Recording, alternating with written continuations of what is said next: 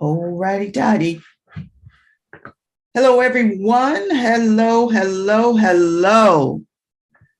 My name is Nadine and we are about ready to get started with our pop-up session today. Are you ready? Get your sketchbook out. Get your charcoal pencils out. Get your number 2 pencils out. Whatever you have, get your erasers out. Get your, pencils. Pencils, I already said that. Get your graphite pencils out. Whatever your peel pencils, if you have that. Whatever you have in terms of drawing of the graphite nature or charcoal nature, pull them out. Pull your paper out, pull your typing paper, stock paper, whatever you have. And let's get ready to have some fun, y'all. Today is Sunday. My name is Nadine. I'm here with Don Stevens of Don Stevens Art in the house. I hope everyone can hear me and see me. I'm going to go over to Facebook and make sure in our group. So if anyone is messaging us, that we get right on it, y'all. Right. Okay. We get right on it. So for now, we're hoping a couple of more people will pop into the Zoom, because really that's where it's at. That's where you can interact with us and ask questions as we're going along. Yes, you can put it in the chat, but it's just so much better to see you, hear your voice, and share the experience. But without further ado, there's some things coming up, because spring, when spring is sprung, spring is sprung, we got things going on. First of all, y'all, we're going to be having some special stuff happening in this spring and summer. So I want you to pay attention. We're going to be having workshops a little bit longer for those that really want to do a deep dive. More information is coming. Let us know, message us if this is something you're interested in. It's going to be on a Saturday, y'all, where y'all bring y'all materials, and there's going to be more focus. Yes, we give this to the group. We say, yo. I got an idea when you was talking. I love the way you was expressing it. I was looking at the screen when you was expressing it. Right. And I think we should call our workshops Deep Dive. Deep dive, y'all. We're doing a deep dive. Let me write that down. Workshops with Don Stevens and Nadine. Deep dive. There you go. Oh, that sounded smooth the way you said it too, Nadine. Dive. We're going for a deep dive, you guys. It's serious now. You want to go in?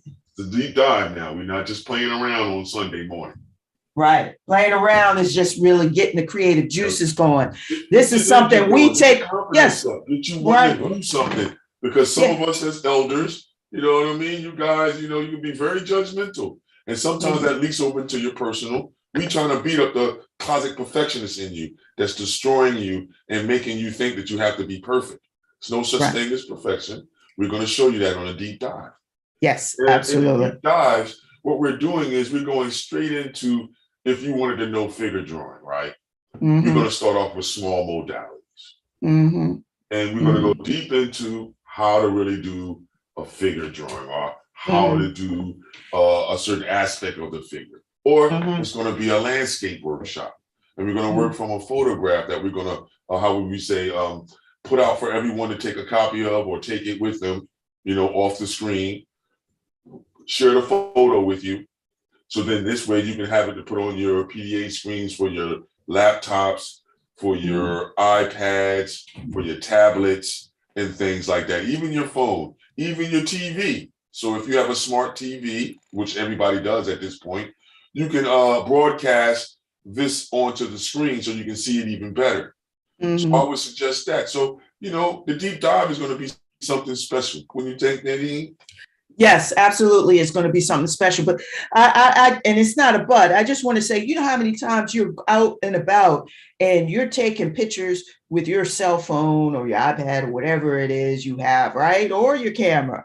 And then you go back and you're like, oh, I got all these photos that I took of flowers, of cherry blossoms blooming in Fairmont Park, all this stuff. And then that's it. Here's an opportunity to take those images and create something. That's the best way right now. That's the best way. You've got all that stuff you captured. Now, this could be a wonderful way to challenge you to do a deep dive into your creative expression. Each person has over $1,000 worth of communication gear, and don't use it in the way that we're suggesting for their creativity. This is another avenue to practice with those peripherals now. To use the technology to enhance your creative endeavors. Yes. Not just to do a light show. You can use it to have it as templates and pictures and reference pictures of all types of things that you can keep on file, pull up, broadcast, or print out, and then draw from, use as a template. So we're going to be talking about some of those type of things on the deep dive, everybody. All right? Yes. And here's the thing. And it's like you something attracted you to the point where you captured it with your cell phone. And then you let it sit. Yeah. All right. Now, here we are saying, don't let it sit. Nope. Keep creating. So you capture that image, and now we're saying, now we are going to help you with suggestions, tools, and tips so that you can take and bring that even more alive. So that's what we're talking about. We're here. You don't have the excuse of saying that you don't have anything to paint or draw. Right. No, you got a cell phone full of pictures. You got a tablet full of pictures. You got an iPad full of pictures. That's right. You're going to be building your confidence through deep dives on that type of idea. Plus, we're going to be exploring all the different modalities. We're going to do animal drawings too as well. We'll take it a little bit deeper in there. You can draw dogs, birds. We'll talk about that. We'll talk about the significance of understanding how to draw flowers. And since I'm bringing that up, we have an interesting, I have an interesting event coming up. It's still in the let's paint and draw idea, but it's the modality when we're out. And I've been fortunate enough to be able to be one of the instructors at the senior art camp coming up in Fairmont Park, everybody. Oh, at Fairmont Park. Wow, that's what's up. Yeah, it's going to be at the Horticultural Center. Over there, right up the block from the Oriental House or the Japanese house. Yeah, the cherry blossoms are blooming there. Yes. So we'll be doing that, how would you say, June 6th through the 9th. Okay. It's a 2-week endeavor, everybody. And it's truly for the elders, though, everybody. I do apologize for that, but I can't apologize for that. This is an elder event, so you have to be 55 and over. Right. Okay. The cost of it is going to be $50 a week. Can't beat it. Check out what you get for $50 a week, everybody. Right. And how many hours? Continental breakfast. Oh, breakfast. Yeah, you get a continental breakfast. It means you get tea, coffee, bagel or Danish, with cream cheese or jelly, things like this. That's your continental breakfast when you come in the morning around about 9 o'clock.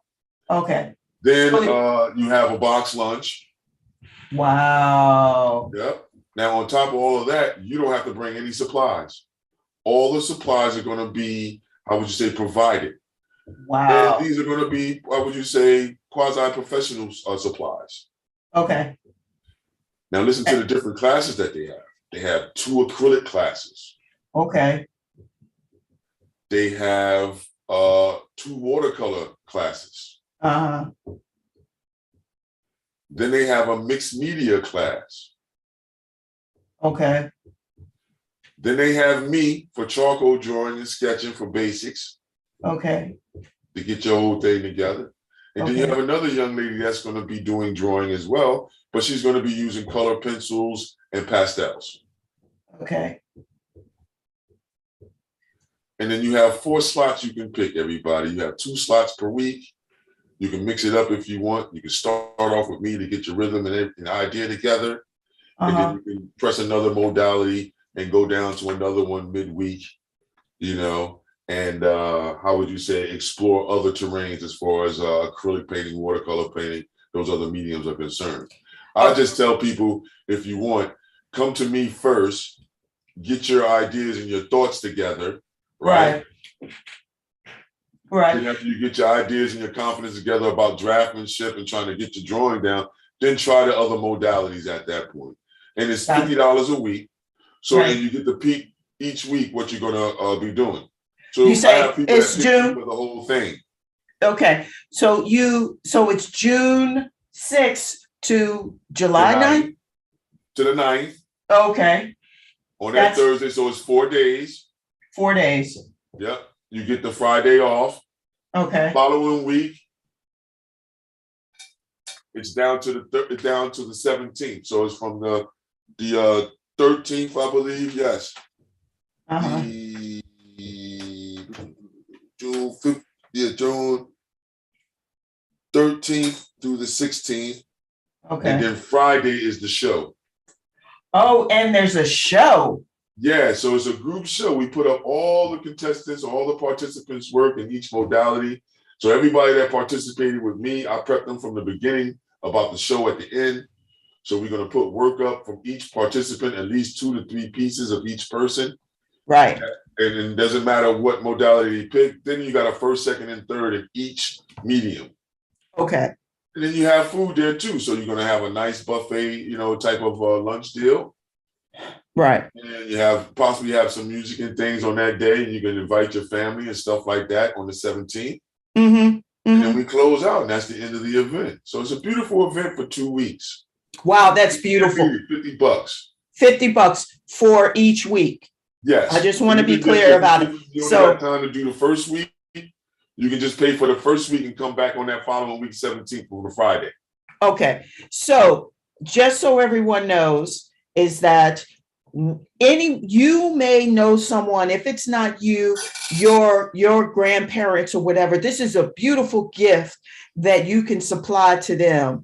Pay for them to be there for 4 days. They get breakfast and lunch and all the art supplies. They can sign up for stuff. Recommend signing up with Don, because you got to get that foundation. I think this is beautiful. I wish this was something that everyone could experience around the world. So what I want you to do, Don is holding it up, but what I want you to do is to reach out to me via Messenger or Don so that we can get more of that information to you right away, so that you know that, because I think that's what I'm going to do beautiful. is I'm going to scan it and everything. Yes. And we're going to post it on our page. Okay, that's great. But we want to make sure that think about, if you are not an elder, think about your elders and how much they would enjoy something like this. Also, I wish it was something that we could do all around the world. So I want to give a big shout out to Deborah. She says hello from Australia, y'all. So making us international. Making us international.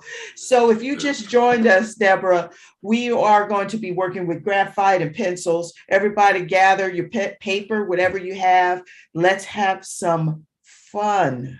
Yeah. And we will give that information out again about what's happening in Philly. There's going to be more. Nadine wants to get to working now, I can tell. Yes, because we're here to create, y'all. We're here to get some energy flowing. Absolutely. Forget all of that. I was ready for everything. I got my easel. I didn't know if we were doing watercolor, if we were doing acrylic. You know the deal with the open pop-up art classes, man. We're liable to do some of anything. So that's the whole purpose of it, is like, it gives you a chance to just get supplies together, gives you a chance to see what other supplies we use and things, so that if you don't have it, we talk about where to go get it, and you can go, purchase those things in your area, even if you're in Australia. Yeah. Right. But we want you to do some artwork out there too, man. You got to keep creating out there too. Yeah. A lot of All nice right. scenes out there from what I understand as far as landscape is concerned. Yes. But we'll get you working, Deborah. Thanks for coming through and even making us bleep out there to Australia. Yeah. You know what I mean? Yeah, I wish I knew some of the terms. I would throw some terms at you. Hey, send us some terms that we can probably try to say in an Australian type of accent so we can have fun, Deborah. Why not? Why not? And then don't forget to have your coffee. I got mine, y'all. Everybody, you got your coffee to get us going? Coffee, tea, spring water, juice, whatever it is. Whatever. Yeah, as long as it's not carbonated, we're good. Now if you have the carbonated, that's on you. That's on you. Boom. All right. So Nadine, didn't we say something about being hands-on with the world today, some type of way to go with our theme that's been going on thus far? Yeah. Something about that, right? Because you brought that up. I was going to go a whole nother direction, but Nadine said, "Hey, wait a minute, Don. There's a lot of things going on in the world today." I understand. Hold on, Nadine. Let me tell them the story real quick now. And you said, "Hold on now, Don. There's a lot of things going on in the world. I believe we need to deal with some of these matters." And I said, "For real, Nadine?" And she said, "Yeah." So then she said something about the world in your hands. The world, right, everything. The power is in us. Humankind, what we can do, how we can energize and inspire other folks. It's all up to us. Spread the word about creating, that we all have the right to, the God-given right to create. And we create every day. We're creating, even in the most minute, you wouldn't even think we're creating. We are creating. We create with our words. We create when we sign our name. We create when we're walking through the world. Today we're going to be doing some visual creativity with other materials, but not other materials, really. Something that's really, common to you, but might not be so common because you may not have it right away in your idea, meaning that charcoal drawing. So if a lot of you don't have charcoal, what you could do is have a number 2 pencil. That's graphite. Right. Or you can have an ebony pencil until you get those charcoal sticks that we're talking about. You can have a pick and peel pencil. I'm about to show you what that looks like, everybody. So I'm moving around, and what you hear me doing is going through bags to find where some of the supplies are. All right, I got a pick and peel pencil right up here. Where you take that little thing. I never knew that when I was a kid, this was it was. I just thought, wow, this is real neat. You rip this apart and this comes out and exposes. Yep, just don't do like most kids do, trying to be inquisitive and rip it all the way down. I did you ripped off the whole outside and now you have just this long stick sitting there and it's breaking up in your hand. Bad business thing. Then they also come, turn it on the end, Nadine, you'll see that it comes in soft, medium, and hard. Yes, and actually this came, y'all, I like to shop at the places that sell fabrics and other little things for creating, not just drawing and painting, but they have these and a lot of times they're really good prices. So right now I have a hard and a medium. Hey, Nadine, you was talking about how we talk about there's different places and spaces that I educated everybody on finding spaces around you to find art supplies. Yeah. So yeah, your Joanne Fabrics and your fabric stores are going to have those now. Yes. So no, straight up. But it's going to be in those places and spaces. It's going to be in those spaces. It's going to be in your supermarket. It's going to be a lot of times in your office supply store. So all we're saying is sometimes when you're shopping, take a little walk or stroll over to where there might be notepads or whatever. You will be surprised what you find. And the prices are rather reasonable. That's all I'm saying. Yeah, that's what we've been saying. That's what I introduced to you guys. And I suggested always to go out and explore your environments. Yes. So that's not a singular thought. That's a universal thought. And that's just to make people that are shoppers be more inquisitive and observant shoppers. And some of you may, have some financial challenges. We try to take that in. Whatever level you're at, you have supplies out there for whatever level you're at. Yes, and that's what we're saying. Based upon what your purse is. Okay. Right. So now that we understand that your purse is you, let's do this in a landscape way. Okay. We'll make this landscape box, right? Oh, okay. All right. Now, Turn if this you're way. trying to draw on the board again, I don't suggest that for you, but if you're going No, there no, I messed because up of my your board. ambitions of being an instructor, yeah, a motivator, yeah. A motivator, energizer. That's Yeah, me. synergizer, energizer. Yes, Energizer. indeed. Yes. So we're talking about hands, everybody. And we're talking about how hands can do things in the world. So since Nadine wanted to do this idea, we'll take the, how would you say, the hypothetical globe Earth idea. And we'll do that because everybody's pretty much, how would you say, accustomed to that. So let's try this idea. All right. First, you want to try, well, if you're already centered up your page, for me, I can look and see where center is, and I'm happy with the guesstimation. So if you're happy with the guesstimation like me, you don't have to be all caught up on having a ruler to do this, then you're one of those ones that's not worried about perfection. If you wanted to use a ruler right now, it's okay. You can use it to complicate your situation, but I wouldn't because that's you seeking perfection. Why do it? Let's have fun just letting your hand move and groove and do what it does. Because perfection is a lie.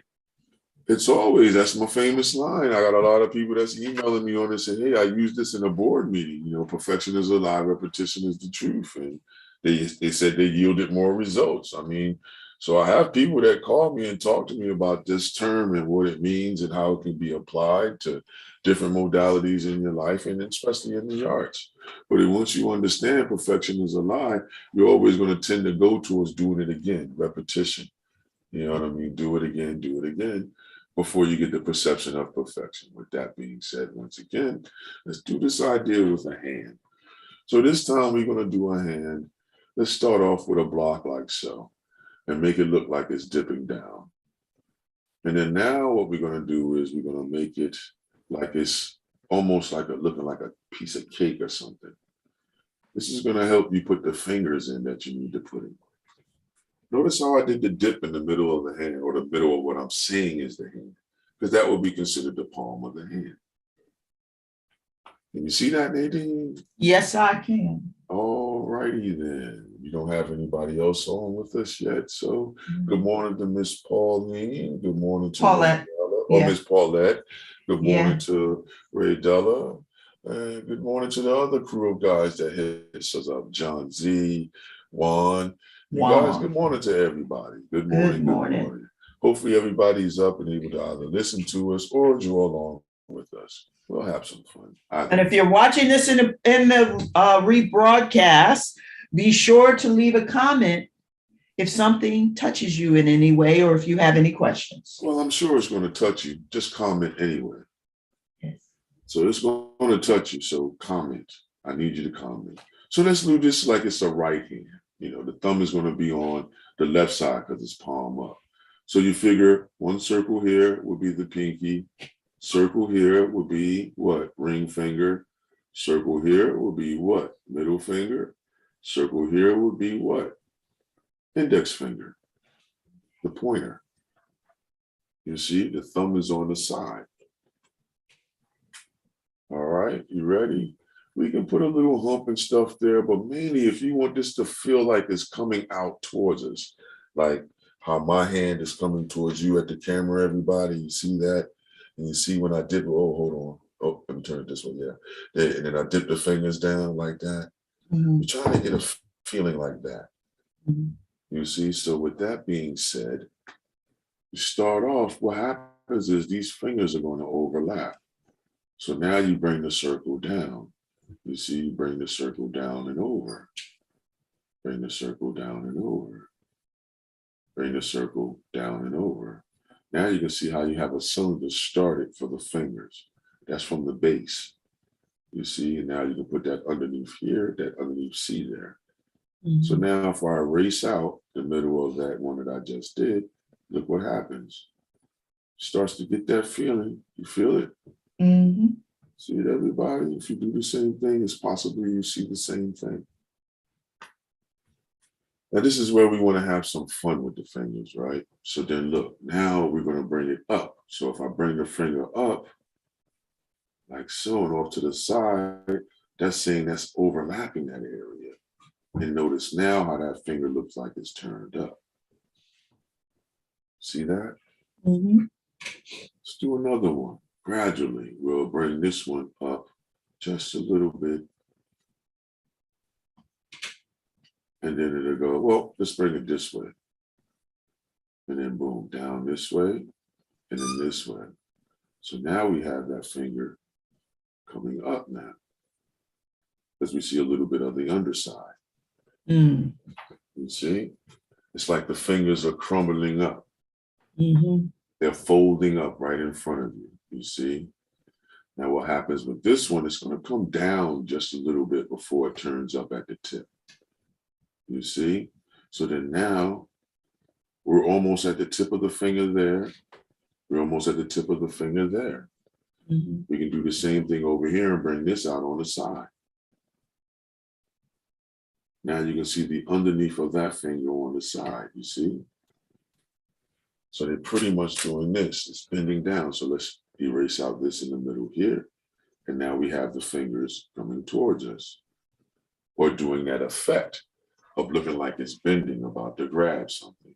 Mm-hmm. But then you're probably saying, well, Don, where's the thumb at? Well, now we can have fun. This will connect here like this and like this, wouldn't you say? But that's that triangular spot in your thumb. Now, right here is where the finger starts, basically. And we bring that thumb over like so, but that's where the knuckle would be. Now we will bring the circle out here. You see, so then there's a circle here, half of one, and then that's the side of the finger. Now, I know you're going to say, well, yours look like that on your board, Don, but mine's not really looking like that. Once again, if you really want to get this, if you have a mirror in your room, do like how I did in the camera. Bring your hand up, you see? And this is where you can use your peripheral, your phone, and then you can adjust your fingers and make them move. And you can see how my fingers are bending the way that I'm saying. You see, if I bend it down this way and then bend my fingers up, you see what we're trying to do? So we have to take the back of the finger now and overlap. Before we get to that thumb, we got to overlap this area with the tip of the finger here. And now we erase all of that out right there, and look what that looks like. Would that look like that finger's bending up? Let's do the same thing over here, everybody. Look, we do an oval shape, bring it up and covers that area and comes back down. Now you erase out that area in there. You see, when we go into the deep diving, I'll talk more about, foreshortening and all of that. Right now, this is just trying to get you started and get you going. But if you follow this overlap idea, you'll be more successful at making us believe that those fingers are bending like that. Because then all you have to do then is just put the nail in. You see, if I just drop it in like that, it still feels like it. You see, look, smaller at the base of the nail, wider at the top of the tip of the nail. You see that, everybody? See that, Nadine? Yes. Yeah, I know you're gonna say, but mine's done. My eraser, I gotta erase again. I gotta erase. Not really. You don't have to.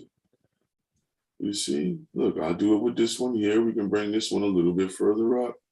Make it cover a little bit of the area where the pinky is. Erase out that area now.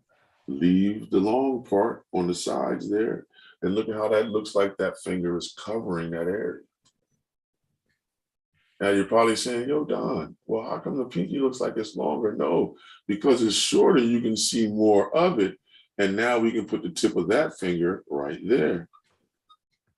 And now we have it, look. You see, and then now you can put the nail on these two. Now notice I didn't do nothing with this globe idea in the middle. I wanted you to get this hand idea together. You know, and those are the basics of the hands. If you want to make a cartoon or whatever, look at how it looks like it's bending. Show the palm of the hand. Well, this goes down this way. And then you would have what? A row of knuckles that do this. Right over where you're at. These things will do that right there. And then right rounded on the side.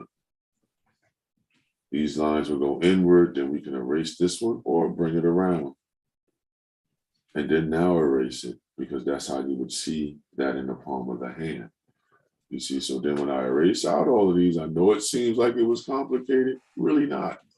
That's the basics. You just put the tip of the thumb on. So then now that thumb would be more so like so. You see? And it bends down and away. Now, to make it feel like it's going with the rhythm of what the hand is doing, all you would do is what? Bend that finger up now. You see? Just a little bit. And that's how that thumb would look. You know, I'm going to show it again on the remake. Now, to get this globe idea in the hand, this covers a lot of things. So you can put it like so. You can let it go right down to where the tip of the fingers are. And you can put your circle there like so. You see? Then after that, when you got your circle where you wanted to have it, you just erase that out. Erase out the middle there. And then look what we have. If you look at the board, I got you. You know, some people are probably saying, well, why did you just draw the ball and draw the connection to the ball to the hand? Well, we wanted to give you a slight demonstration on how to draw a hand. You know, real quick and simple, without no complications and real big words and things like this at this point. We'll let that happen in deep dive. Right now, we just want you to have that impression so you can make that impression, right? And then others can look and see what your ideas are. They can go, wow, and be baffled at your skills and say, I didn't know you can do that. Well, do you know that you can do that too? And with that being said, oh, Nadine, I got to hit you over the head with this one.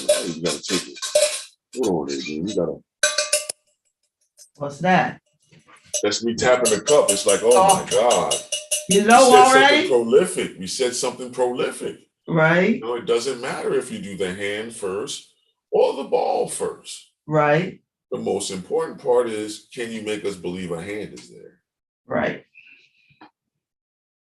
I know everybody can do their own rendition of the globe of the world. Everybody done seen this idea, this suggestion for their whole lives. So that's not the hard part, to put a circle in there. The hard part is understanding the hand. Now, when I go over to the demonstration one with the charcoal, well, let's talk about some more things you can do with this. Hold on. Coffee, I got my coffee with ginger in it. Oh, really? Yeah, that's why you hear my voice clear up every now and then. Because the ginger does that very well. Yeah. All right. You ready, everybody? Let's look at this. What are some other things you can do? Well, let's say that you wanted to show your favorite part of the world. Right. Then I would put your favorite part of the world in the middle here. If you're saying you're from the United States and you just want to put the United States idea, then you just come in here and give us a makeshift idea of what's happened over there in Canada, Alaska, all of that. And then now you come in and make something that looks like a horseshoe. Now, does it look like that on a real map? No, you're giving us a basic idea. Here's the Great Lakes over here, so you can put a little circle there, the Erie Lakes and all that stuff. All the lakes that's over here that gives us the Great Lake effects up there in New York and Connecticut and Michigan and Chicago and stuff.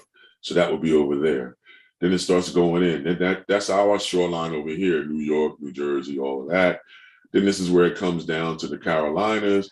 Then you get a little peninsula there called Florida. You see, come across, Gulf of Mexico. Now we're over here on what we call Mexico and all of that. And you can put the other little half of that up on there. You see, make a makeshift of it and make it look like it's going down in a way. That's Panama and all that good stuff like that down there. So then now you have your basic idea of America, where you're at. Mm-hmm. If you wanted to do the Africa one, you would do the same thing. I can show that one too as well. So if we go over to that side and we want to show the Africa side, now we got to show where, Switzerland, the Netherlands, and all that good stuff is up that way. Now we're coming over to Europe on this side. We go in a little bit, I believe. I can't remember that too much, but I know Europe has a little bit of water around it, like so. And then we go to the bottom of Europe. We over here near where the Mediterranean is. Oh, I made that too big. That's a little bit smaller. So there we go, everybody. Make that a little bit smaller. Go up and in. Come around here. This is where the Mediterranean is before you get to Italy and all that good stuff in there. Goes around. It's like a little lake. Goes around. Now you have the North Morocco and all of that good stuff, from the halls of Montezuma and all that good stuff. And then now we make this idea. And now you have the African continent connected to the Eurasias and all that good stuff, you see? So you can have fun that way, or you can move it up some more and show more of the shape of Africa going down to South Africa and things like that. You see, so that's a loose interpretation of the globe idea. Wanted to have more fun with that, you can put the longitudinal lines on there. So you put a little oval on the top there like this, right? Now, is there a mathematical equation for putting in these lines for longitude and latitude? Yes. Yes. But we're just trying to give a loose interpretation. Yeah, I know Nadine, dealing with what you have to deal with, you see? Because that's the time zone idea then. You see, but you want to do a loose interpretation, just put the lines in loose like so, and then do the elliptical lines around. We're not going to worry about if we're at the Tropic of Cancer and stuff like that. But notice how just loosely I did that, and it makes you feel like it's a globe on the board. So these are some of the things that you can do that if you already started doing your base of your drawing, you start putting that in. You see, the other one that we're going to talk about is where the lights come from. Like we can make this like this is outer space. So we can make this, how would you say, darker up here. We can say, nah, I'm going to say darker down here. 100% darkness, or that 10 darkness that we would do down here. And then as we come up, we can say it can get to 50% right here. So we can make the fade a little bit, different, or the transition into it, you see? So it's more darkness at the bottom of the hand, and it get lighter as it gets here.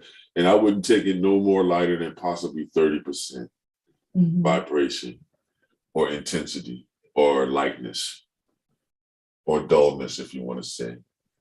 So you want to go from 100% dark,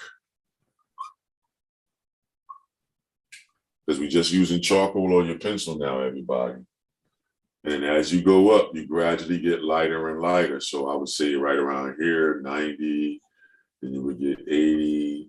Then now it starts to crush down, your 70, your 60. And you can adjust that in there to get to your 40 and then your 30 at the top. I wouldn't go no lighter than 30% or 40% at the top of your page. Now, another thing you can do at that point, you can, erase in, stars and things if you want to.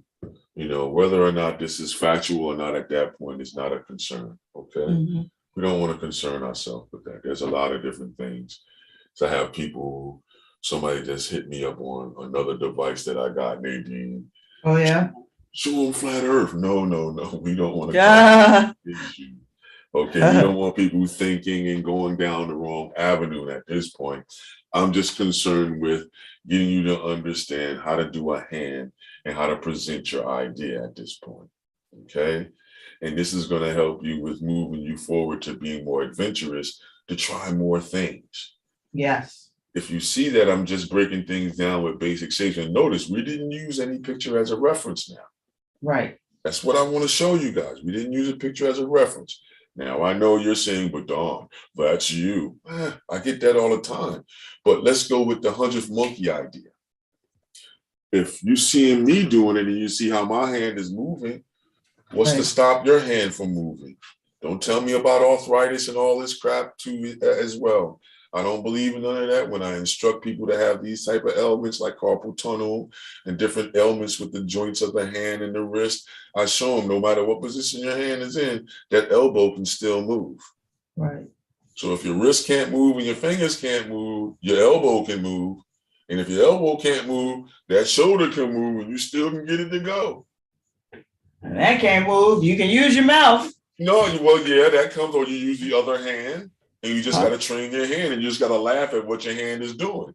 And you'd be amazed how I've gotten so many people just to, laugh at themselves first, but really that laughter helped them to get to this idea of perfection through repetition. Mm-hmm.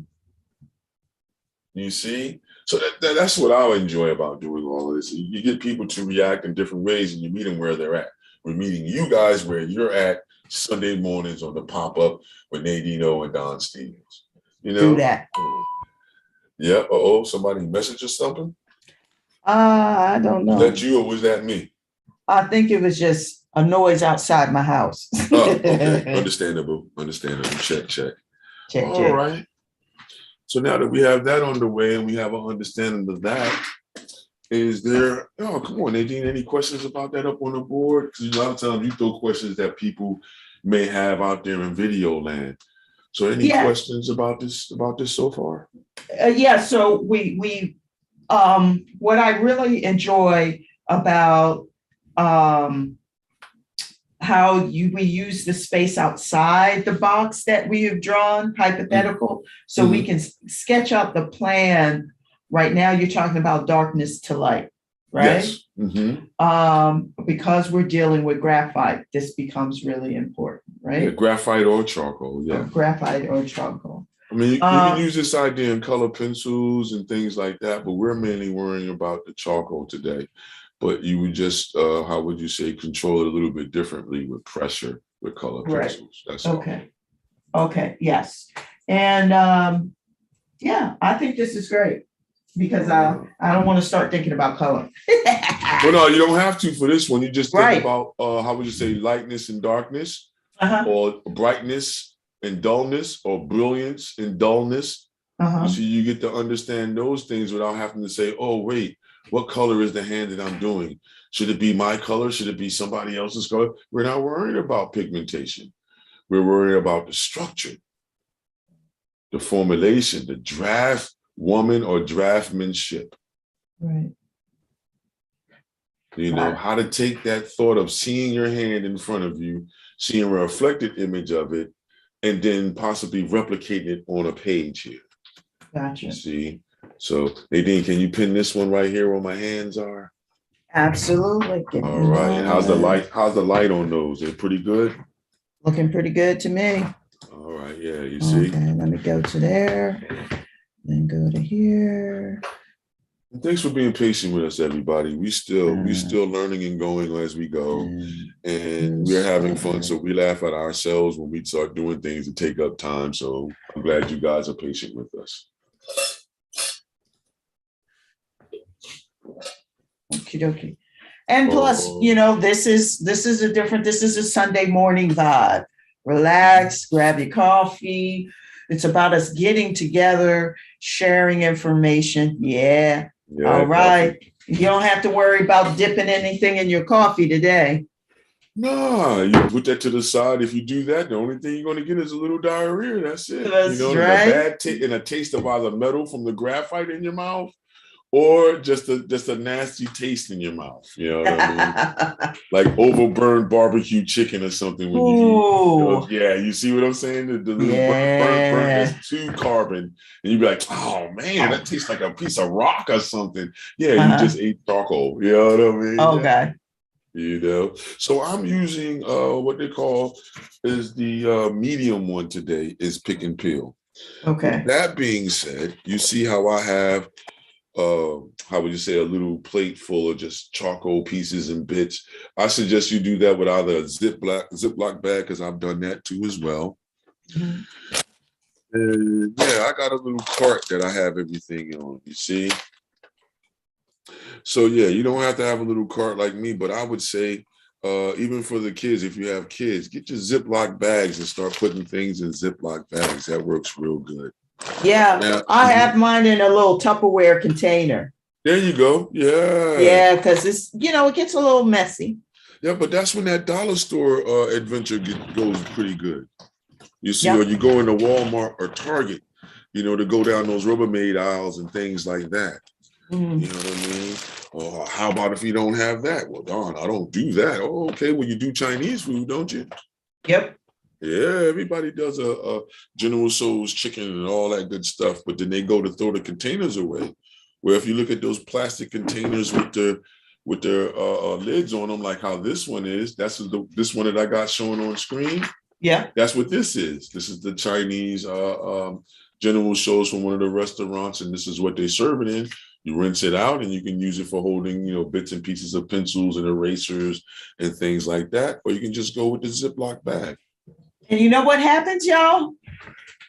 You end up saving the earth by recycling. Well, yeah. Okay, okay. I'll leave that one alone. I don't know how my charcoal being broke up in pieces is messing up my carbon signature, but I understand. I hope they don't go with this carbon signature idea too soon. You know what I mean? But that's a funny one, Nadine, but I'll leave it alone. You're right. All right. We're saving the earth, everybody. Saving these bits and pieces of charcoal, you see?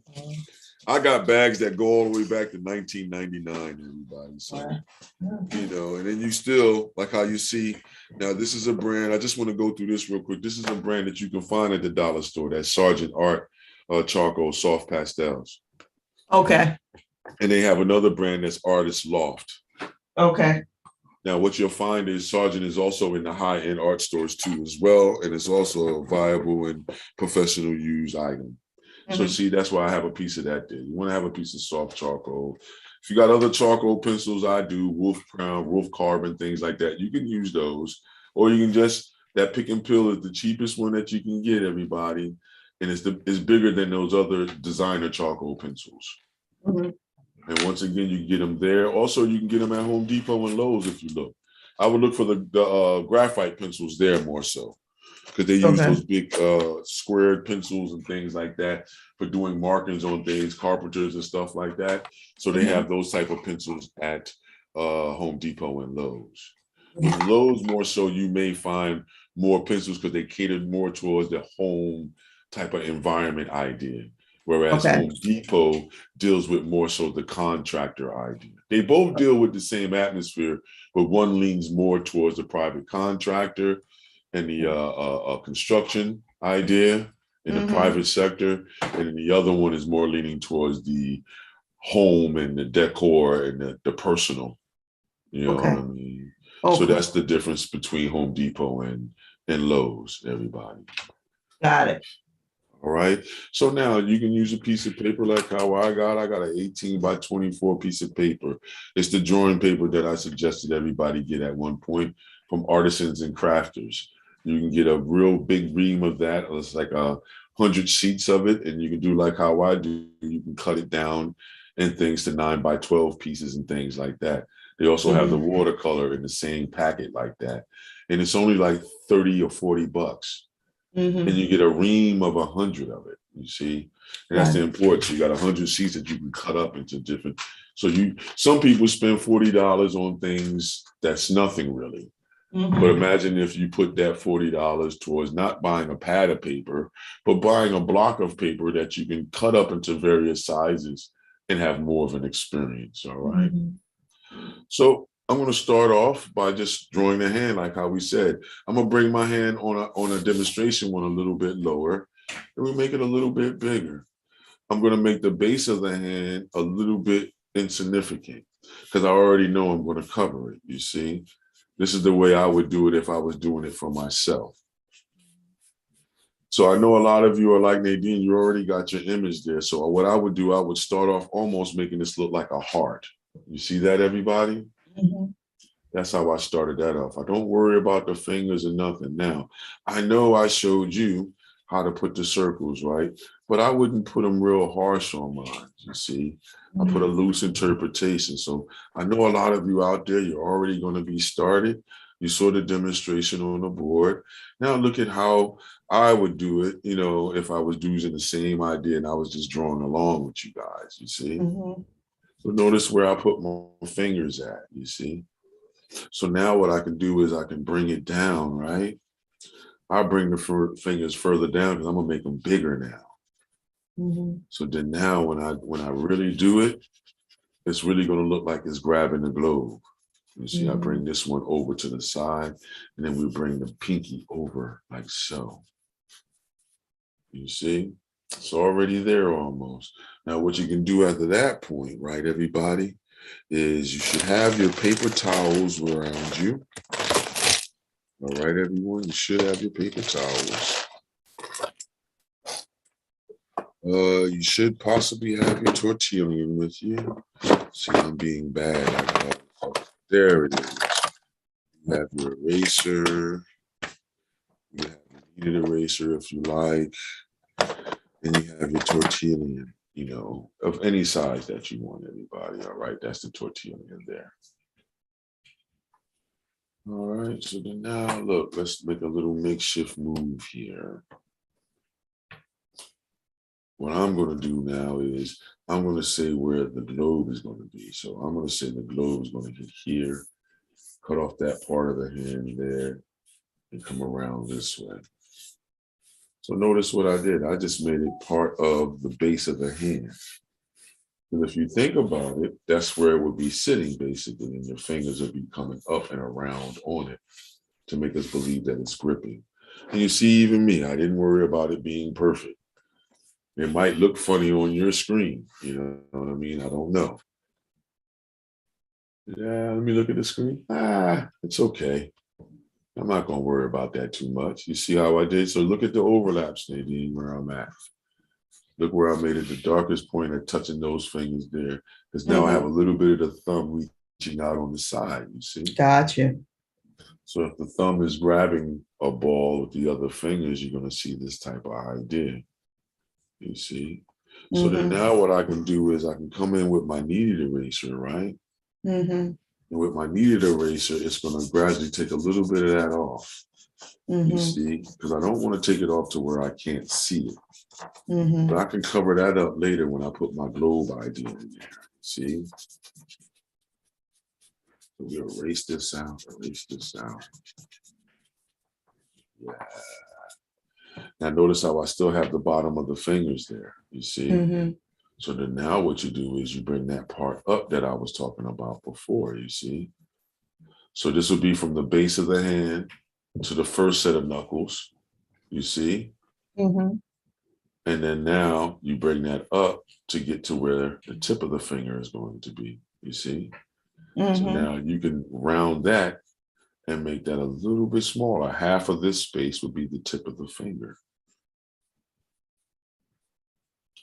Then you can put the nail on it. Do like a half U, a slight U shape. Now you bring the sides down and make it smaller and rounder at the base. Look at what your fingernail is doing. Doesn't matter who fingernail it is. All fingernails do that type of movement. So I'm not going to worry about putting all these extra features on it. I just want everybody to understand how to make theirs look like it's really a finger touching something. So now the tip of that finger, if it's grasping the ball, pushing next to it, it's going to spread out a little bit at the tip of the finger. You see, you're going to see a little crease here, like so. Then now at the bottom here, I would round this off at the bottom here and then stop it right there. You see, and then now bring the ball right to the edge of this here. And now you'll have it, you see? You'll have a finger looking like it's grabbing something, doesn't it? Yes. All right. Let's try it with the next one now. You're going to see more of the size. So then what I would do is I would round this off, and this would be the middle finger. Now, what might happen with the middle finger is it may go up a little bit higher, you see, than that index finger, you see. But then I may see more of the side of the finger underneath here. Now, a lot of us don't realize it, but that joint comes to a point on your fingers, a rounded point. Sometimes it flattens off, and then you have a little, you know, roll of skin there that's round like so. Well, when we get to this one here, we'll do the same thing you did here, but now you want to keep the momentum going this way. So now you widen it just a little bit, make it a little bit more. And now it should look like it's pressing against this ball here now, you see, to get to where the ball is touching here. So now you see a little bit of the inside of this finger coming around, you see. And now this finger is touching a little bit more.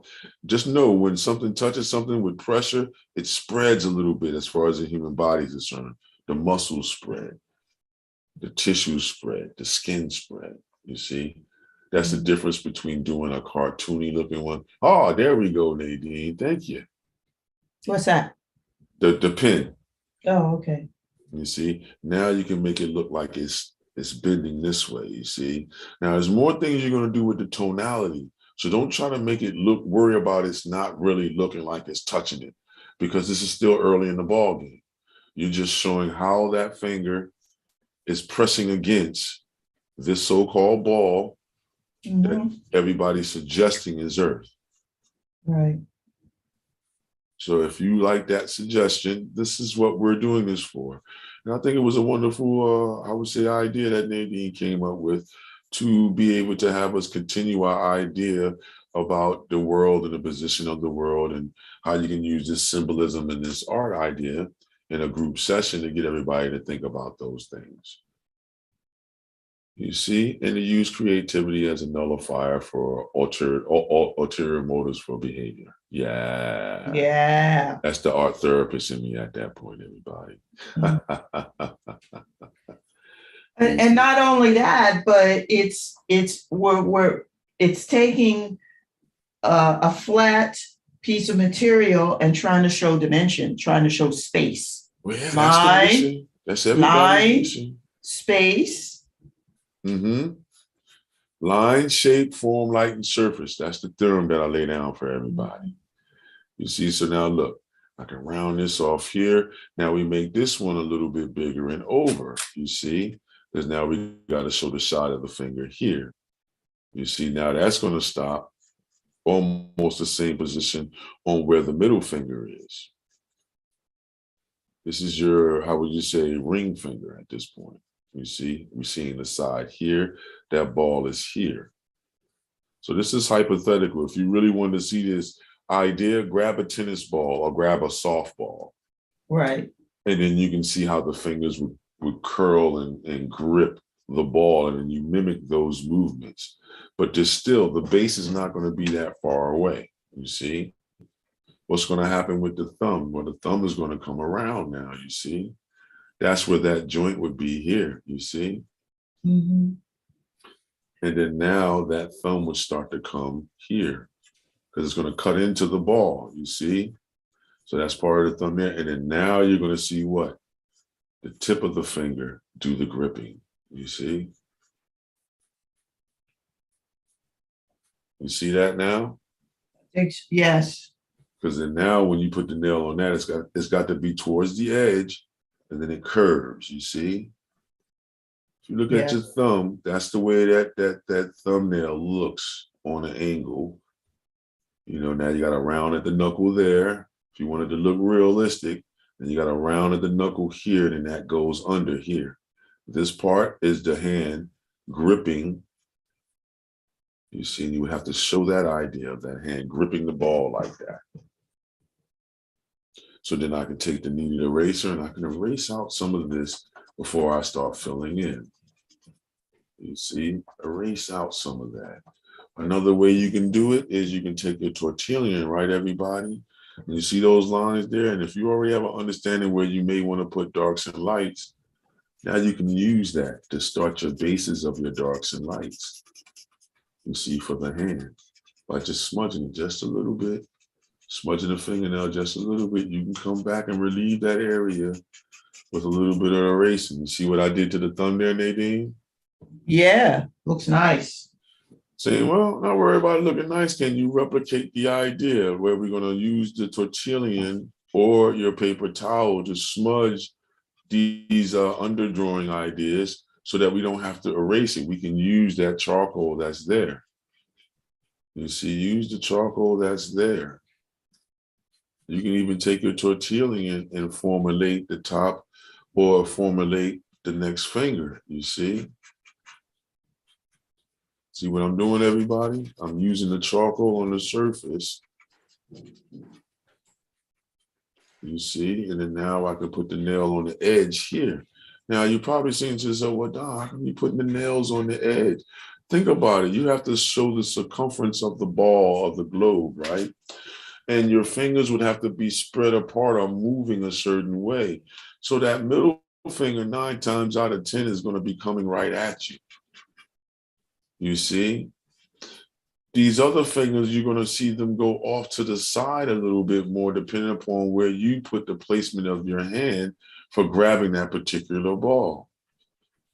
Meaning that all the fingers, not unless it's a cartoon or it's a satirical drawing that you're doing, those fingers wouldn't all be on in front of you like this to hold the ball. Yeah, I can do the hand like this. See, to hold the ball now, your fingers are doing this, you see? Right.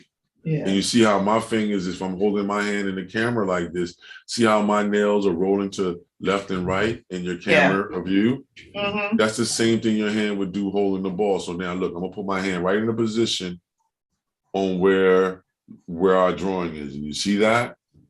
Yeah. See the difference on how the fingers are moving? Yes. And that's how your hand would look. Now I'm gonna move it down a little bit so you can see our drawing in the hand. You see that? Got you. So you have to make us believe that something is gripping. I'm not worried about that this shape is looking funny, like it's bulging on this side a little bit more, everybody. So what? We can adjust that later on. This is where when people are trying to be what we call perfect now. So don't worry about that type of little bit of stuff too early on. You're just trying to say the fingers is the big battle. Would you say? Yes. The fingers are the biggest part of the battle, you know? Let's move it over just a little bit. Yeah, I would agree. Yeah, no, when I was in art school and when I was younger, that was the biggest part of the battle.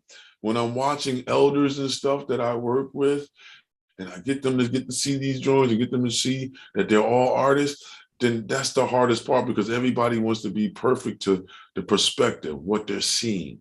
Right. You know, I need for you to do that, but then no, you don't have to be perfect to that. You have to, how would you say, take your time. And how would you say, make these certain mistakes that you're going to make? Right. That's the journey, you see? And now see how I just went back and reinforced the areas where I used the shading stump to draw that drawing in of the finger? Yeah. You see? If you look, the pinky grips a little bit more. So I'm gonna bring it down and over a little bit more to make it really feel like it's on the side here. You see that? And then now I'm gonna put that pinky really at its extreme bending in. But it's gonna be on the side, like when you're taking fingerprints, if you ever have to go to the municipality and deal with that into that idea. I hate to bring that up, but when you're doing fingerprints for certain certifications for child abuse and things like this, you know, FBI. Like stuff. if you want to be a teacher, they take your fingerprints. You know, in some places they take your fingerprints when you're traveling. Well, when I was in China, that's what they're doing. Yeah. When I was in China, they would take your fingerprints. And I mean, they checked your passport even when you were just taking a regular old train. Yeah, no, it's serious business. It ain't no joke. Yeah, serious business, man. Because you need to know what's going in and out of your borders. You see. Yeah. Shout out to Jean Douglas. Miss Jean. What's up? What's going on? How are we doing today? Thanks for joining us today. We're talking about how to draw a hand grasping a ball. Some people would challenge me and say, well, do you really see that much of the pinky around the bottom there? You know what I mean? If it's something was grabbing a ball, I would say that's based upon your finger dexterity. Right. You know, and then where you want your hands to be. So as long as I have that part there, this could be a tennis ball for all I care. You know? Right. Now you start making us believe the ball aspect. So you see how now I'm going to bring my ball from here, bring it around the thumb here a little bit.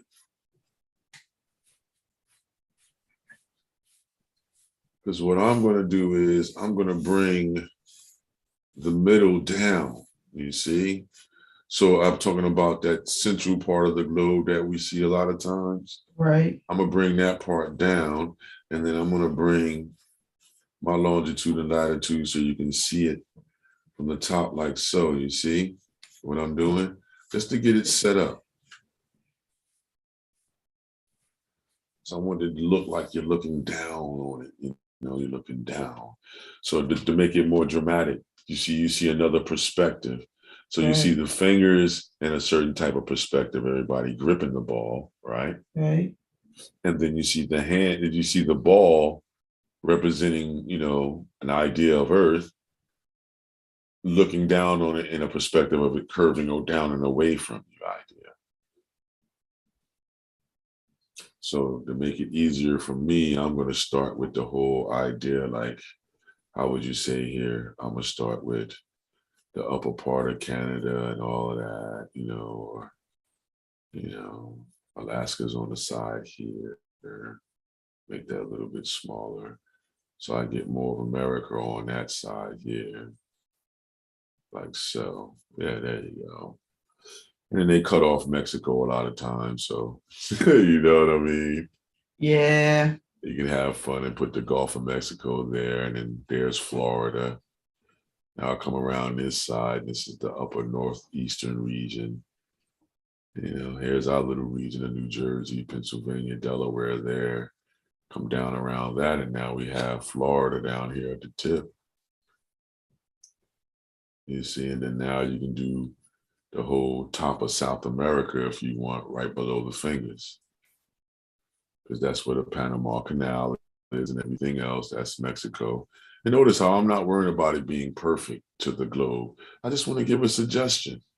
Make it feel like it might be, you know, that might be. If I do this shape like this, you're not going to have too much of another way of looking at it, but saying, oh, yeah, that's America. Wouldn't you say? Yes, absolutely. Yeah. So then now we're up over here, right? And this is the Bay Area for going in, for the top over here of America, over here where the Canadian stuff is. And then I believe there's a lake here. The bigger lake is here. That's where Michigan is and everything else. I think that's the Erie Lake there. There's another lake here.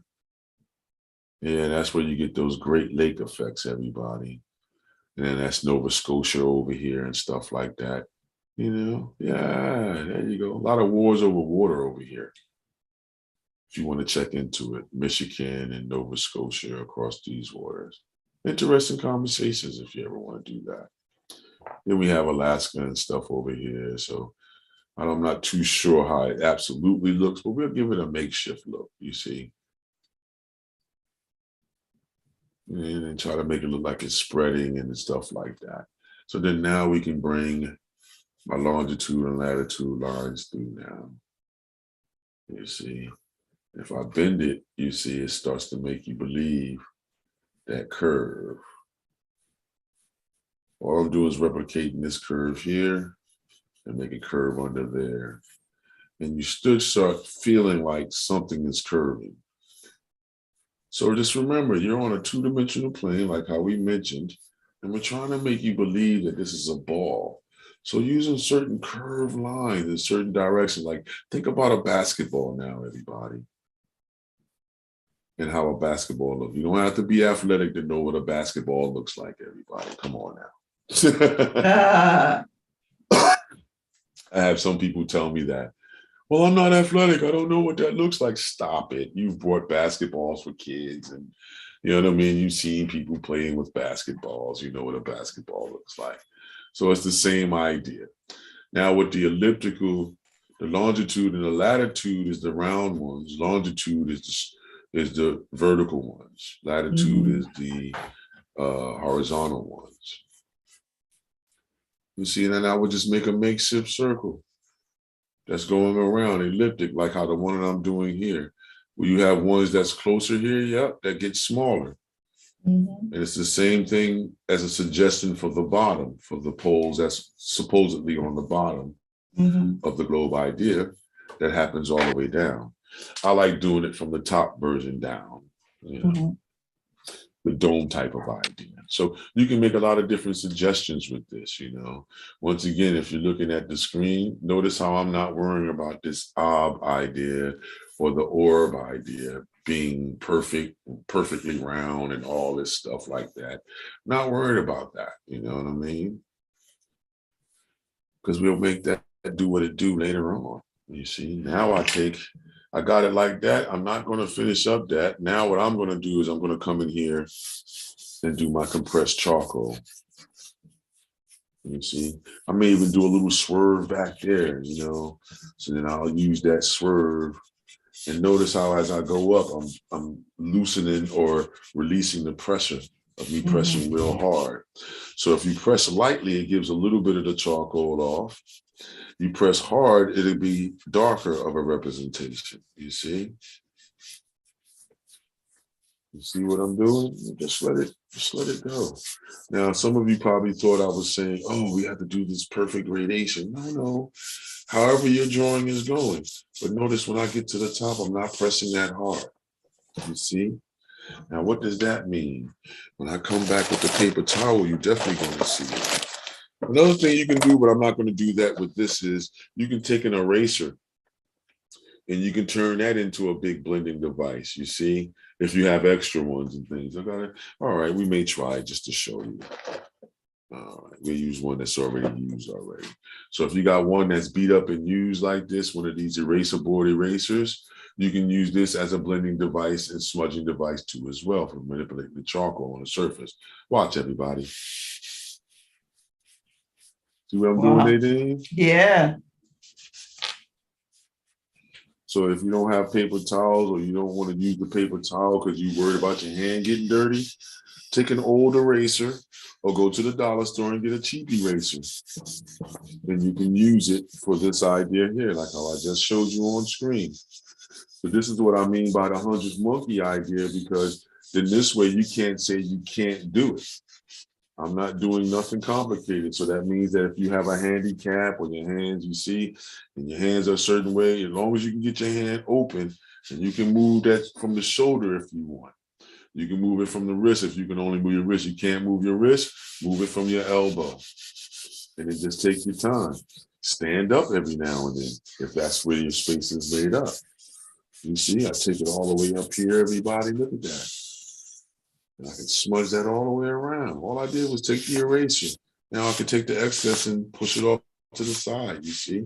Or I can use it to start the tone on the other side. You see that? Yeah. Now there's charcoal in here, so I can use it any which way I need to. And you would want to keep that dirty. You see? So then now I can come back in with my charcoal again. You see? And suggestively, if you're going to get certain charcoal sticks, if you go with the generals, you want to go with the 4B. 4B and 6B, they have them. If you generally go into the store to buy these soft charcoals, it's either soft, hard, or medium, they have them, okay? And they don't really have a number, but if they do have a number, a lot of times it's going to be with a B. And then you may have at least a 4B. Because it's nice, it's not too soft, it's not too hard. It gives you just enough so that you're able to do what it is that I'm doing, or you see me doing, that you're gonna, how would you say, mimic the movement. So you see what happens? See how my globe is starting to stand out now? See how when I put that little bit of tone around it, now that oblong or that off-shaped globe is not really significant now. Because now we're forcing you to just look at what the overall design is. Now I got to make you believe the fingers. Now I got to get in there and really work. You see? Let's see, let's go back in here and smudge this and even this out a little bit so we can get a nice flatter tone. You see? You can move that round motion. That's going to make us believe that it's even rounder than what it is. You see? Use that curve motion. And this is good as an exercise too. This is what I show a lot of elders too, you know, because you're bringing your arm up. See how my arm is extending? And then you have this round motion like this. So you're working the shoulder and the elbow and the fingers anyway. That's how it's therapeutic. You see, guys, that's how I got into these rehab centers. and got some of the activity directors to understand that that's a viable source of motion therapy. See how I'm getting into the loose spaces and I have to use my fingers? That makes your hand open up. Right. So those of you that are younger, that you don't have to deal with this situation just yet. But even with some of the handicapped kids, I've shown them that they can do this too as well, without having to use their mouth right away. You just, when you want to use your mouth, when you're in that situation, you're still thinking about being perfect. I don't want you to think about being perfect. I just want you to be expressive. Because if you do that, you'll get to all that other stuff. You see, look, see how I'm taking the eraser, and now I can start making a certain lighter tone in here on my globe, on my features on the globe. See? Now you're probably saying, well, Don, man, you went through your longitude and latitude lines, but I can always bring them back. I need to see them there. So when I start adding light effects in here to make it look like, you know, clouds and stuff moving around and stuff, I'll know where to put my longitude and latitude lines, you see? Yeah. Because now you can do the trade wind effect that a lot of people don't do. You know, let's see, let's make it a little bit darker on the sides by smudging it on the top like this. So that controls the angle of the light. So we can say that it's darker down here in between the fingers, and it gets lighter right around here, right around the top. So we can put the scope on this. Now, if you wanted to do something based upon, you know, our current events and the war that's going on, then all you would do is shift this idea from North and South America to the European Isle and blow that up a little bit more to show where, you know, they're having a conflict over there. You see, and you can put that there like so. So then that goes even more so into your statement in the current day. You see? But I believe even putting America in there in this current time, and we're doing it in this way, it says a lot too as well. You see? Yeah. Now look what else we can do in this background. I can come back here now. And in certain areas, I can make it like seem like it's like Star Trek or something. Make it a little bit darker in certain areas. You know, the intros to Star Trek, the intros to, and they show some of these deeper darks in some areas, you see. So if you look, and then they swirl in like so, the fabric of space, you know. And we can do another one in here like so, you see. Yeah. The intergalactic thing, you know, these are the heavenly beings that are controlling and terraverting the planet. See how I blend all those ideas together? Yeah. Think about it. How did you get a Star Trek? How did you get all this stuff? So now look, to keep that looking like that, this is where you can use your hand to smudge in. Or you can use the tortillon now to keep that smudged in. Because what happens is like if your paper is not so, what happens is that when you use anything rough, it smudges, it takes the charcoal off the surface. Right. See? And what we're trying to do is keep that charcoal on the surface, you see? So we have to push it into the tooth of the page, as they say, everybody. So the fiber of the page, if you ever hear somebody say, oh, you want to push your material into the tooth of the page, if you ever hear that term, that's what they mean by that, everyone. It's the, how would you say, the thickness of your paper and the fibers and how you're putting charcoal in those fibers of the paper. Mm-hmm. Once you understand that, there's more things that you can do. And when we go to, how would you say, diving deep or deep diving, we were talking about different little modalities like that. But for right now, once again, we're giving you the generalized version, everybody, so that everybody can get their art on, get their, how would you say, paint along and draw along with us. Well, today it'll be draw along. So hopefully everybody's drawing along with us. Hopefully you may, oh, that's right. Miss Paulette said she had something to do today, didn't she? Yeah, she's traveling with my aunt. Yeah, that's right. Yeah. And then she said that she will watch us online. That's right. What's up, Miss Paulette, if you're watching us? How are you today? Hope you're having a safe journey. We got our coffee out for you, so I'll take a swig for you. Yeah. I don't know. Nadine's being stingy this morning. She's not showing us what she's drinking on. Oh, I'm drinking coffee. Oh, okay.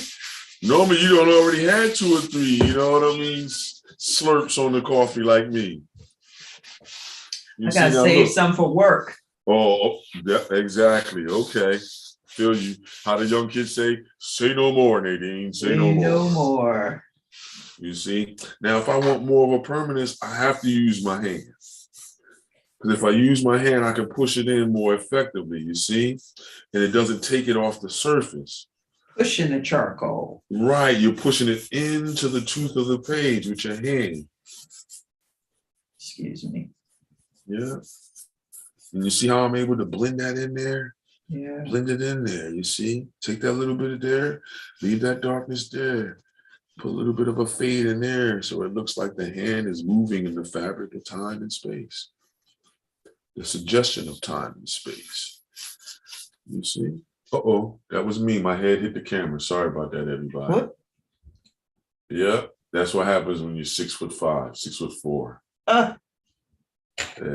Sorry about that. All right, the angle's not that bad. I didn't do too bad. It's okay. All right. So then even in the top here, I will put a little bit more darkness in one area than the other. You see? Uh-huh. Just to have some variety, get us to feel some type of movement, some type of suggestion of movement. You see? A suggestion of movement, you know. It's implied, you know. So, you know, just to make it feel like there may be some movement going on there. Just to play into the suggestion or the notion of time at that point. So, yeah, why not? See that, Nadine? Yes, I do. Wow, look at that. That's just a suggestion, so you can use the same suggestion, everybody. No, I'm not doing these for me. This is, you know, if I did this for me, it'd be a little bit different, everybody. You see, this is for our group session for you to have the experience too as well of taking an idea, a suggestion. Nadine brought this suggestion up today. Why not do something with the world in the hand, you know? Since we're in this traumatic turmoil time, you know, especially with a lot of slapping going on nowadays. Woo! Hope you don't have any nightmares, Nadine, about slaps because of your gig and you have to cover it all. Let me just tell you, I'm done with the slapping. I'm done. See, I didn't want to do something that was going to show that, like a face catching 5 fingers. I was like, nah, I don't want to do that one, man. That gives me flashbacks to my mama slapping me, man. So, you know what I'm saying? And I believe my mama smacks harder than Will Smith, so I'm sorry. You know what I'm saying? Yeah, even when he cocked it back a little bit. Yeah, all I'm saying is, man, my mama, she didn't have to cock it back that far. When she slapped me, I was hitting the ground like, oh, Jesus, what she just hit me with? You know what I mean? Will Smith slap looked like you could have stood there like one of these slap contests, like you better get ready for mine to come back or something. But you got to commend Chris Tucker, man. That's all I got to say. You got to commend him. He stayed a professional. Most people don't understand that idea. A lot of young kids I was talking to and elders, they were saying, no, but I'm saying, no, it's the Academy Awards. It's the epitome of the American lifestyle. This is the highest point that you can get to in an American lifestyle. And no, that's not a place to act that out there like that. And you know, if you watch, you can see he was really thinking about it. Yeah. You know, I mean, because think about it. Everybody's looking at you. Yeah. This happened to you. It's no, it ain't right. Everybody knows the joke is coming. Right. It's on the teleprompter. Everybody knows when that joke is coming. And to have that happen to you. Yeah. So, you know, shout out to Chris Rock for being a professional. You know what I mean? Right. And not reacting back like that. He has over like 6 brothers out here or more. So he had a lot of brothers. And one of his brothers is a comedian too, as well. 2 of them, I think 2 of them are. No, well, Chris, what's his name? Tony Rock. Tony Rock. There it is. He did address it. Yeah, that's Tony. I saw that one. That's Tony Rock. Yeah. And then he has other brothers that are not on the scene like that. but still. Yeah. That's a lot there. That was a lot going on there. Well, yeah, there's other dynamics in it that people have pulled in, but it's still, something that happened in society that puts a different light on American society, put it to you that way. Not just the African American community, it's America as a whole, because this is the elite. Think about this: nobody jumped up to stop the situation. Right. You know what I mean? So yeah, because they say they thought it was part of the joke. Yeah, but come on. Until later, and they just let him go, and his wife just let him go on, and it was a lot. It was a lot going on, and it's back to this whole thing about being perfect. Well, there's no such thing, but I want to stay away from that idea with this situation because of the whole understanding how this is scripted, but somebody broke the script. Right. Once again, meaning that if the joke is on the teleprompter, they know the time segment and everything on where that joke is supposed to go. Right. Once that's known, then everybody that's pretty much in the to know crowd knows that. Right. Shouldn't be no problem. You know what I mean? Yeah, but not everybody can see the teleprompter. But that's not the point. The point is that the actors and everybody in the audience knows something is coming. Right. Every step of the way. Especially if you're sitting in the front row. Exactly. Because you're the key marquee acts. Yeah. So he knew. Something was coming. Yeah, he knew. And it's just that Will Smith broke the script. He sure did. What I mean? He gave him a smack instead of saying something to him like, hey man, don't talk about my wife like that, man. And they cracked jokes about it on stage. Will didn't take it that way. Right. He went West Philly.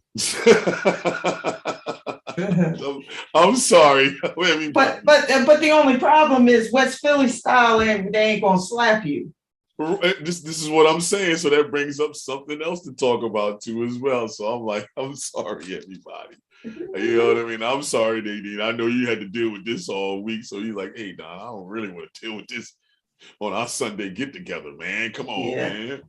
But no, So then look, let me key back in on the shadowing of the fingers. Then look, at the base of the finger where it's bending, it should be its darkest. And then as it comes towards the tip of the nail, it should get lighter. Okay. You see, even going away from that area of the finger there to come down the finger, it should be at its darkest point at the bend area, you see, and as it comes away from there, it should get a little bit lighter. And then because it's turning away from you at the bottom, it should have a little bit of darkness. You see what I did there at the base of the finger there at the bottom? Yeah. And then now you can put a little line here because that'll be like the skin coming across, you see? Yeah. And you do that curve motion from up here and there. The upward motion, you improvise that, or you emphasize that on the motions upward like this. And then the ones that make us believe the finger is turning down, we go the opposite direction in that U shape, you see? And it's going to make it feel like it's pressing more than what it is. You see that? Yes. So now until I start adjusting some of the stuff up here and then right at the base of the nail here, you see? Now you can see how I'm making the light seem like it's more heavenly coming from up here and coming down. You see that? We'll do it again over here on this side. We can do a little bit darker around here and around this left side. You see? Slightly lighter over here, darker on this side here, you see? Mm-hmm. Now, as we come down, we can make this area slightly a little bit darker. And as soon as we do it, we start making it lighter with the smudging with the tortillon. You can see that idea coming to life even more. The finger gets more and more dimensional, more and more expressive. You see? Base of the nail, darker down there, lighter at the tip of the nail, you see? Lighter at the tip of the finger there. So we can see the light is coming down, cascading down. It's the same thing you did for the other finger. See, underneath here, you make it darker. That's going to make it look like it's coming from underneath. And right at the edge of the finger, you see some of those darknesses are going to stop.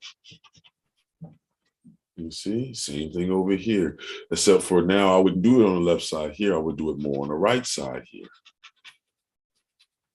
You see up here, this area right here, turn it to the side. This would be darker. I got people asking me once again, oh, is this the way you really do your work? Slightly. If I was doing this by myself, I wouldn't be doing a lot of talking. I'll be doing more singing and stuff because I have music on in the background. And the movements will have a different intent. Right. The intent now is just to get everybody to see something so they can finish up on their own terms and push things forward. You see, as far as charcoal drawing and in the concept or the idea of showing the world in the hand right now. So this middle part you can change up. Say, for instance, you wanted to put love in here. So instead of putting, how would you say, the earth or the terrains or the terrestrial ideas in here, you can put the word love in here if you wanted to, and then put the longitude lines over top of that. You see? And then that'll lean towards the idea of, oh, that's supposed to be the globe in somebody's hand. Maybe that's the Heavenly Father, some people may say. Maybe that's the Creator, some people will say. You know what I mean? Maybe that's my ancestor. Maybe it's my hand. You see what I'm saying? Maybe it's God's hand. Who knows what they're going to say it is? But whatever you say it is, this is the way you deal with it. There's a lot of different things you can say about the symbolism of this hole here. That's the hole that's supposed to be in the ozone layer that lets out the northern light and the magnetism that goes into the inner verse. And if you want to get into all of that, that's there for you too as well. For my individuals that this is new to you and you're having fun for today, don't worry about all that stuff. Worry about what the image of a globe is in your head. Whether it's real or not is not the issue. The issue is, can you make us believe a globe in somebody's hand? Because we can all say with confidence that we would never see something like this in reality. Right. So if I can say that, I may not be able to say whether it's round or flat, but I can say I will not see fingers that big holding on to the planet. Yeah. So I can say that with confidence, because if you did, or if you could see a finger coming over your building like that, you would scream and you would drop to your knees and cry. And I don't know what you'd be, screaming out, but you're going to be screaming out in horror and fear because you've seen a finger the size of the Empire State Building or the size of that PSNG building down there. Right. You'd be like, oh my God, we're going to die. It's a giant. Oh God, don't kill. You wouldn't know what that finger was, man. All you know is like, oh my God, is that a real finger or is that a hologram? Right. Because if it ain't a hologram and it's real, oh my God, do you know how huge that individual is? Yeah. Yeah, you're getting eaten. I don't care what nobody say, you're getting eaten. They coming for you. Yeah, that's the beanstalk idea at that point, So then look, with that being fun, let's make it seem like our giant is really holding on to this globe, you see? And then I would make it lighter. Same thing at the tip here, a little bit darker, but then on the back of the pinky, I would show more of a movement there. Because then this way I want to show how that is. You see, and we're getting this idea, this suggestion of where the light is coming from. We want to make it seem like the light is coming down this way.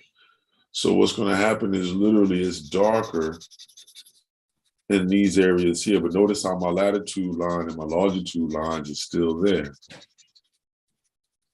Right. You see?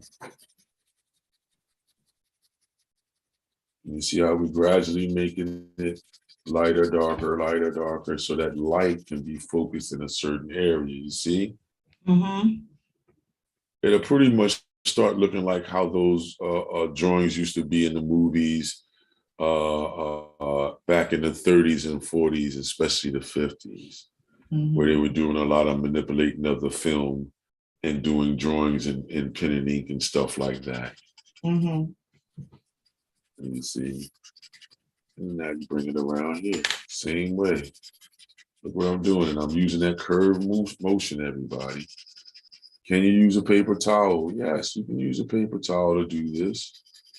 I'm using the tortillon. So if you have a tortillon, you can. Now you understand how to use it. I'm using the side of it, you see. I don't want that shadow there like that because it makes it seem like this finger is lifted up.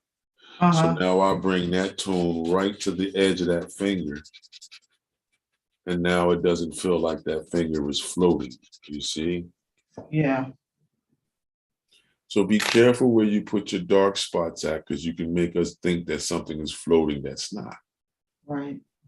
You see? So then now I would do the same thing on this side to try to get us to see that blend.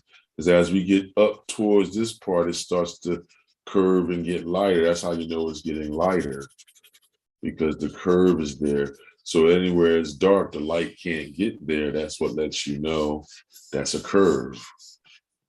You know, on fingers, when things get, or human body, when things get darker, that means that that's a bend there.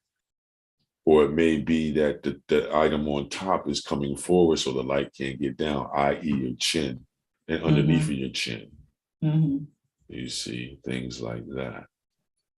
Now you can come in here even more. I'm gonna come in here with this thing. And once again, and now I'm gonna blend off a little bit more.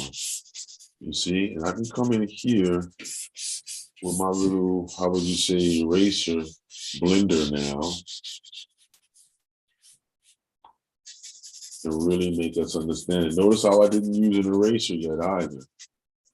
You see that? It's just smudging, rubbing, no erasing just yet. When I start erasing, that's when I want you to see the light. So I'm controlling my pressure, everybody. Controlling the movement of these darks and lights, you see? If you can hear it, you can hear me barely touching. You see, look, doesn't that feel rounder now, Nadine? Yeah.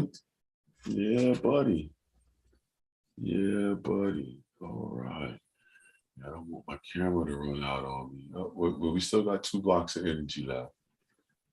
All right, we good. We good. Yeah, because it's not messing up my movement. I haven't froze yet. So good. All right, Nadine. Yeah. Now look, I can put a little, half a little blend right there at the top, right? Now I can come back in and do what? Let's make it seem like it's clouds going through there. Just, you know, matter of fact, let me take my charcoal here. And what we can do is make some patterns, some swirly patterns. Dark first and leave spaces. You see, Nadine, what I'm doing? Oh, okay. But you want to leave spaces. So this for you, this should be an easy one because you see the trade win pictures all the time. And see how, watch how me just putting these darks in like so, how that's going to change the ball game. Watch. Now I come back in with my pencil and I start making the planet or the terrestrial idea just a little bit darker. You know, a single line through there, a single line through there. But now look, I can come back with the tortillon, smudge this stuff a little bit in those circular motions. You see, same thing over here. You want that curvilinear motion. Now you're going to take your plastic eraser out. And now watch this, Nadine. You're going to take that plastic eraser, right? And you're going to clean off an edge by rubbing it on the board. All right, so I know I'm off camera angle doing that one. I got a clean angle on that now, right? Now I come back in and I do the same curve motions with the eraser to show how that's the clouds moving in and out. See what's happening on the board here? Yeah. Does it feel like that type of cloud idea? Yeah. You see that? And then now what you would do is, everybody, is you would clear out that area, you see? And then now I can come back with my pencil and then bring that longitude and latitude line right over top of that, you see? What I did there. I can darken in the planet here. Then now, when this one comes around, boom.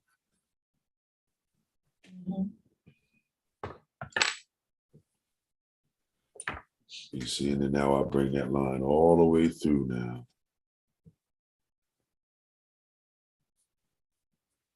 You see? So even over here in this area here, I want to bring this one down and around. This is where you can, get it together and check it. You can have fun. Make it a little bit darker around the finger, you see? Right in there to say where the shadow was coming in off the finger, touching the globe there.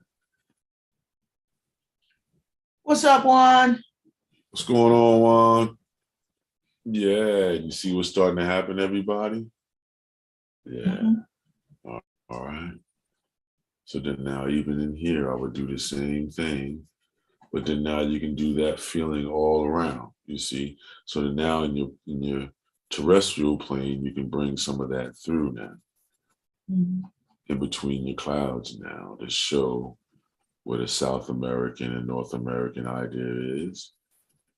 And then down in between the fingers, that would be a little bit darker, you see? So notice what I'm doing with the terrain idea in between the fingers and stuff to show where South America is, you see? Make it a little bit cleaner around the edges here. You see what we have, Nadine, as I'm working across? Yeah. Take your tortillon and you take the tip of your tortillon and then you come in here and manipulate the charcoal on the surface just a little bit more to get more variations. You would do the same thing in your fingers. You would come around and do the same thing. You see? Now I can come back with the fingers down here and then reinforce some of the edge of the finger here. Doesn't have to be continuous all the way around. You see what I did with that finger there? Yeah. So then now we do the same thing with the nail. Make it a little bit of a darker line here. You see? And then that makes us believe, put a little bit of that skin on there, He doesn't have properly manicured fingernails. Why not? And then now here, and that's the skin the way it would bend. All right, then even on the outside here, I would show a little bit of a line here that shows the inside of where the skin is doing this in here. And then now from underneath here, show where the globe is here.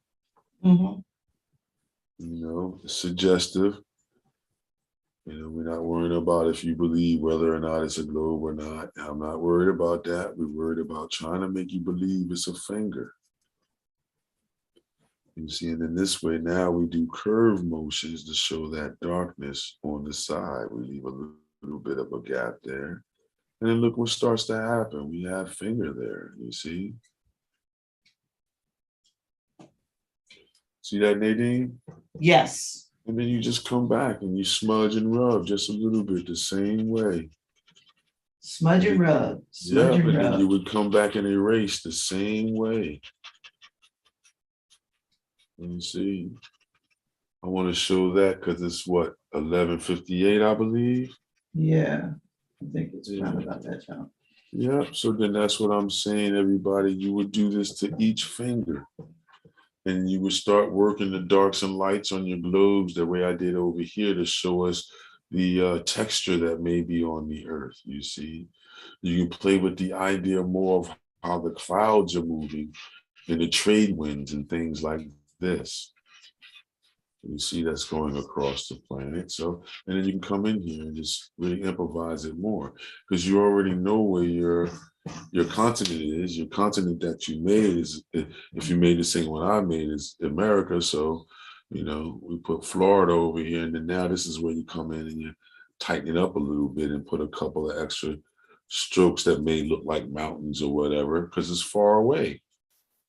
So you can put a couple of strokes to say, what the terrain may look like, If you wanted to take it deeper, you could probably go to a real map, look at it, and really show how those textures are. We're not worrying about the green and the tan for, how would you say, the deserts or the savannas and things like that we have out here. We didn't put the lake in or the river in, the Mississippi in the middle, but we did get our Great Lakes idea in here and things like that. But notice what I'm doing. I'm coming in and adding that texture, you see? And once you add that texture, it starts to have that feel of something going on, looking like a terrestrial or feeling like a terrestrial idea. And the more and more you work on it, the more and more you'll be able to get that idea to come across. You know, lightly working around the areas that you erased out to show us clouds. So you would put some more and you would work it up. This is the addition idea. You see, you want us to fill it in. Now, if you need a reference, you can go right online, go to your weather channels and stuff like that, and they have satellite views, as they call them, that'll show you this type of movement. Or you can go to NASA and you can go to their CGI department over there on their website, and it shows this idea on how these clouds and the trade winds move across the terrestrial plane as a suggestion. All right. And there you have it. Our idea started for, the world is in our hands idea via Nadine's suggestion of what we should do as an intent or content idea today. So today was all about what we're going to call it today, Nadine. We got the whole world in our hands. Okay, it sounds nostalgic, but we'll go with it. No problem. Or there is a song and the lyrics are he has the whole world in his hands, talking about God. Right. But the power of what happens in the world, who is it up to? She's got the whole world in her hands. So if you wanted to put fingernails on this young lady on this hand and make it feminine, there's no issue with that. Right. If you wanted to put black girl power on it, make it a black girl. Yeah. Hand. Yeah. You know I mean? If you wanted to make it Spanish girl power, how are you going to make us believe that those are Spanish girls' fingernails or fingers? You see, these are different angles you can put it in. I didn't want to set it in any one direction except for hand and world. Those different type of derivatives you can bring out on your own on your next one. Say, for instance, you didn't finish this one, but you got the idea. And then you're looking at you're rewatching it on the recording. So, okay, you get to this point where you're looking at the fingers on your next version, try to use your fingers if you're a female. If you're a male, try to use a female's hand somewhere around you, or look online for female hands holding globes or balls or oranges, anything round. Right. And then you can mimic it that way. Or once again, like how we were suggesting for deep dive, you can take a picture of your own hand holding an orange. Right. Holding a grapefruit, because that would be like holding a grapefruit in your hand. Mm-hmm. And then you take a picture of that, and then now you would draw that. So yeah, either which way you put it, everybody, we got you covered. Everything is there for you to have an accomplished drawing of a hand feeling like it's touching the world and giving us possibilities of a better future. Not that much taxes going on, right? That's the stuff. Yeah, right. More world peace, right? No more wars and stuff. No more wars. Yes. Yes. We want world calamity to be ceased and quelched. Yes. We want universal, I would say, happiness for all human beings. For all human beings. Absolutely. Yeah. Wow, look at that. You see, so take your time. What you looking like, Nadine? Pin yours up. Let's see what you're working with. Okay. Well, just so that people can see it on the outro. If you did, there you go. Yeah, there you go, Nadine. Yeah. I'm telling you, you're getting more and more observant, man. You're taking more things into consideration.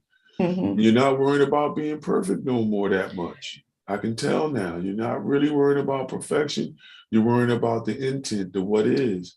How can I make you really believe a hand is holding something? Mm-hmm. That's it. The now, what is. Yep, there it is. Way to go, Nadine. Thank you. Way to go. I'll come back in my other camera scene over here now, and I'll bring it down this time. How that one look, Nadine? I look good in there? Yeah, there you go. That should be it. There you go. And then the lights on us. So we can go out pretty good, man. Yeah. So there you have it. I know my version is not done for y'all to be able to say, ooh, ah, oh, but I don't worry about that because it's not about me during these sessions. It's about you guys. And it's about Nadineo. It's about all you guys out there that's going to be drawing and painting along with us and carrying on to these other ventures that we're going to have, like the deep dive workshops and things like this. So hopefully you'll participate with that. Because if you participate with that, then I can keep on doing this, and Nadine and I can keep doing this the way we're doing it on Sundays. Yes, absolutely, absolutely. And don't forget to take out our Teespring and for our T-shirts and our merchandise and everything, everybody. So you can wear it like you have a uniform on, like how Nadine has her Keep Creating shirt on today. Yes, and it's about, spreading the word about inspiring other people to keep creating, to start a conversation, to bring them into the fold of the creativity. Creativity, really, that's what it's all about, totally. Bam. And so don't forget, coming up in June, we'll have more information coming up in June. There's some activities going on in the local area, Philadelphia. Yep, art in the park with the elders. Art in the park. Is that what it's called? Art in the park? Yep, it's called, hold on, wait a minute. It's called the Senior Art Camp. Senior Art Camp. Yep, and it's through the Philadelphia Parks and Recreation Department in conjunction with the Department of, or the Philadelphia Corporation for the Aging. That is so beautiful. So be sure to spread the word. Talk to your family members. Yeah, you can go to PCA website, or you go to Parks and Recreation's website. Parks and Recreations. Mm-hmm. And rec of website. Philadelphia, yeah. So it'll be Philadelphia Parks and Recreation, or you can go Philadelphia Corporation for the Aging. Okay, so no doubt that's what y'all can do. Definitely go to Parks and Recreation website, and I think that's the best. The main one is the main one is to go to the Philadelphia Corporation for the Aging (PCA) website. PCA. Because they're the main ones, and then the Philadelphia Corporation. Philadelphia Parks and Recreation is a subsidiary, and they're taking care of the facilities because that's the horticultural center is part of the Parks and Recreation system. Gotcha. So that's the way that's the way they'll be able to find it with efficiency online. Put it to you that way. And the theme of it is exploring the pleasures of creative expression and the great outdoors. Nice. Right. That's beautiful. So everyone, thank you. This was a beautiful, beautiful moment. If you stayed all the way to the end and you're listening to us now, I want you to pay attention to the information coming up about our deep dive with Don Stevens and Nadine. It's a workshop. It's going to be a little bit longer. It's going to be more focused. We'll be diving deep into such subjects as in figure drawing. Let me turn this around so you can see what I'm talking about. I'm taking notes here. All right. Figure drawing and landscaping are probably one of the two most challenging, major, and things that we can do. You don't have to go out and pay for a model. Nope. All you got to do is go outside and and go to the park. When we're doing figure drawing, though, Nadine, we're definitely going to be working from photographs. Okay. We're going to be sharing photographs with the crowd. So everybody's going to get a selection of photographs that we're going to work from. We'll talk about that more, Nadine, but that's what we're going to provide. Okay. Yes. So get excited. Get ready. We're going to have a sign-up sheet with all the information. Most likely we'll, ask for your email so that we can let you know what's going on.